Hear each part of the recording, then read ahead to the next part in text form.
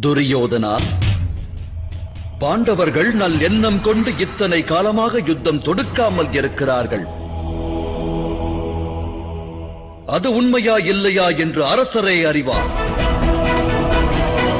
ராஜகுமாரர் யுதிஷ்டரை யுவராஜன் என்று தாம் அறிவித்திருந்தால் இன்னலானது உருவாகி இருக்காது. ஆனால் தாம் இந்த சிம்மாசனத்தின் மீது கொண்ட மோகம் தம்மை அனுமதிக்கவில்லை. இந்த சபையில் தாங்கள் எடுத்துரைக்கும் இந்த வார்த்தைகளுக்கான அர்த்தம் என்ன வாசுதேவரே? தாங்கள் அமைதி தூதுவனாக வருகை தந்தீர்களா, இல்லை யுத்த அறைகூவல் விடுக்க வந்தீர்களா?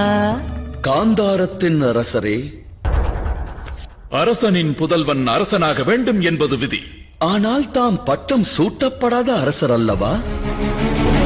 ராஜ்யாபிஷேகமானது இன்று வரை தமக்கு நடக்கவில்லை என்பதை அகிலம் அறியும்.